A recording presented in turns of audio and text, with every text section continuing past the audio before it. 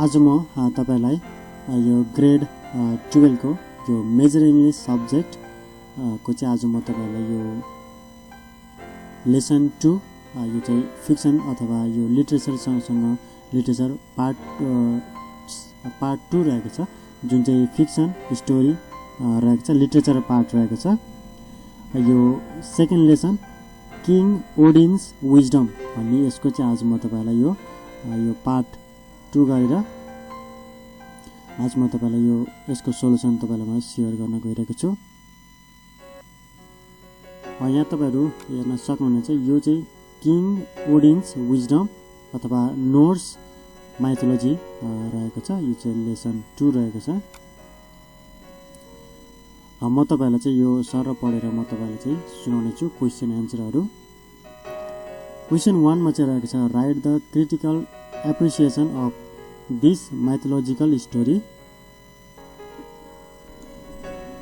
यो चाहिँ रहेको छ critical appreciation of mythological story. Norse mythology is the source of most surviving information about Odin, his wisdom, death, royalty, knowledge, battle, etc. It is the body of myths of the North Germanic peoples. Norse mythology consists of tales of various deities, beings, and heroes described as an immensely wise one-eyed old man. Odin has by far the most varied characteristics of any of the gods in Norse mythology. Odin is considered to be the highest and oldest of all Norse gods. Odin was the wisest of all the gods. From his the others always sought counsel when need arose. He is known for his sacrifice, the donation of his right eye for gaining wisdom. He acquired wisdom not for his personal benefit but for the benefit of the world. His role of all fathers of the gods in more of a literary theme. He has two sons, Balder by his first wife Frigg and Thor by Jord. Odin wanted to know everything and gain wisdom and knowledge of things hidden from him. He then hanged himself in Yggdrasil, the tree of life, for 9 days and 9 nights in order to gain knowledge of other world and be able to understand the ruins. He sacrificed greatly to get the wisdom and understand the sorrows and troubles of the world. He drew wisdom from the well of the giant Mimir. Having placed one of his eyes in paw with Mimir, he appeared as a one-eyed god. यो चाहिँ रहेको थियो यो critical appreciation of mythological story भनेर चाहिँ mythological स्टोरीको बारेमा चाहिँ यो चाहिँ रहेको थियो छोटो। तपाईले चाहिँ यो फेरि पनि पढ्न सक्नुहुन्छ, या यसको मिनिङ वर्डहरु अनि तपाईले चाहिँ याद गर्न होला, खोजेर तपाईले खोज्न सक्नुहुन्छ। मैले चाहिँ तपाईलाई चाहिँ सर पढेर सुनाइदिए। यो पनि म तपाईलाई पढेर सुनाउने छु। सेकेन्ड नम्बर क्वेशनमा चाहिँ, what did the giant do to those who went to him and why did they fail to answer his riddle? What did the giant do to those who went to him and why did they fail to answer his riddle? The giant asked riddles to those who went him and they had to answer. If they failed to answer, the giant would take their heads off. His riddles were not easy to answer, so that they failed to answer. He would ask those riddles which were known only to the gods and to the wisest of the gods and the wisest of the giants. यो चाहिँ second नम्बरको answer रहेको थियो भने त्यसैगरी अब third नम्बरको एन्सरमा चाहिँ what condition did Vafthrudnir अथवा giant send to Odin in the case of failing to answer each other's answer. Vafthrudnir asks to take off the head of the one who fails to answer others' riddle. In his own words, my head to thee, if I cannot answer any question, thou will ask. And if thou canst not answer any question that I may ask, then thy head goes to me. यो चाहिँ यो answer रहेको छ. एकअर्काको answer चाहिँ Odin in the case failing to answer each other's answer भनेर भनेको चाहिँ थोरै रहेको छ. त्यसै गरी what were the 3 questions that the giant Vafthrudnir asked to the god Odin. What were Odin's replies? The 3 questions that the giant Vafthrudnir asked to the god Odin are: Tell me the name of the river that divides Asgard from Jotunheim.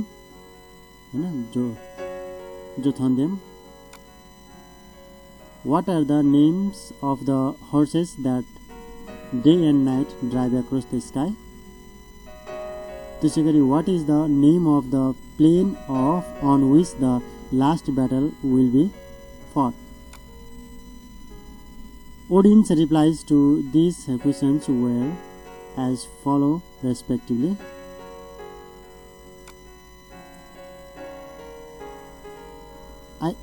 Ifling is the name of that river. Skin Fex and Rim Fex, the plain of Bigard. यो चाहिँ त्यसको answer रहेको छ भने. अरू question number 5 मा चाहिँ why was Vap Thunder unable to answer Odin's first question?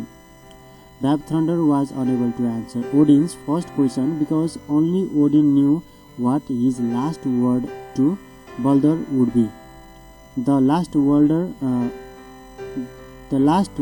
words that Odin would whisper into the ear of Baldur is "Dear son" were Odin's personal matter that was difficult to guess for other. त्यो चाहिँ question number 5 रहेको थियो भने अब question number 6 मा चाहिँ हु is मिमिर? What price did Odin pay him to get wisdom from him? Mimir is a giant who guards the well of wisdom under the great root of Yggdrasil. The root that grew out of Jotunheim,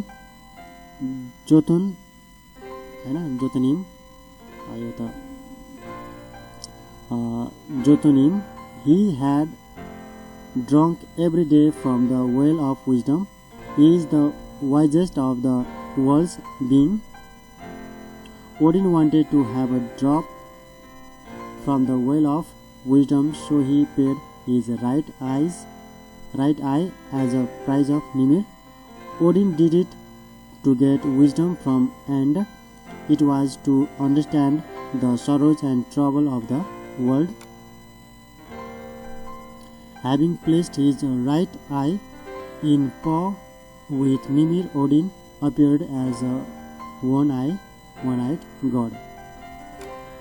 यो चाहिँ question number 6 को चाहिँ रहेको छ. यस्तो वर्डहरु चाहिँ अलिकति गाह्रै हुन्छ किनकि यो उनीहरुको नोट्स हैन जर्मनिक वर्डहरु चाहिँ रहेको छ, त्यही भएर अलिक गाह्रै हुन्छ यस्तो वर्डहरु प्रोनाउन्स गर्नलाई. त्यही पनि तपाईले चाहिँ असल यो अलि राम्रो तरिकाले चाहिँ तपाईले चाहिँ यसलाई चाहिँ एक्ज्याक्ट प्रोनाउन्स गर्नु होला। यो चाहिँ क्वेशन नम्बर 6 को आन्सर रहेको थियो भने क्वेशन नम्बर 7 को चाहिँ what become clear to Odin after the drank water from the well of wisdom what did he see after in the world. यसको आन्सर चाहिँ रहेको छ all the future became clear to Odin after he drank water from the well of wisdom. He saw all the sorrows and troubles that would fall upon men and gods. He also saw why the sorrows and troubles had to fall, and he saw how they might be burned to show that gods and men, by being noble in the days of sorrow and trouble, would live in the world of force that one day, a day that was far off indeed, would destroy the evil that brought terror and sorrow and despair into the world. 6 नम्बरको answer रहेको छ भने 7 नम्बरमा चाहिँ अब 7 नम्बरको answer रहेको छ। अब 8 नम्बरमा चाहिँ There was a terrible pain to Odin while giving his right eye to Mimir, but he made no groan nor moan. What was the reasons? Give your logic भनेर चाहिँ यहाँनिर आन्सर क्वेशन रहेको छ। आन्सर तपाईहरु हेर्न सक्नुहुन्छ। There was no groan nor moan. The reason was that the eye was paid for his wisdom. Odin was clear that sacrifice and gain are the two aspects of his life. The wisdom that he got was more valuable than his eye to him. He was able to know the world, so he endured without making any groan and moan. This event tells us that one cannot get anything without sacrifice. यो चाहिँ 8 नम्बरको answer रहेको छ भने अब चाहिँ 9 नम्बरमा चाहिँ How did the eye of Odin stay into the water then? Mimir took the eye of Odin and let it sink deep into the water of the well of wisdom. The eye of Odin stayed shining up through the water, a sign to all who came to that place of the price that the father of the gods had paid for his wisdom. यो चाहिँ question number 9 को चाहिँ answer रहेको छ।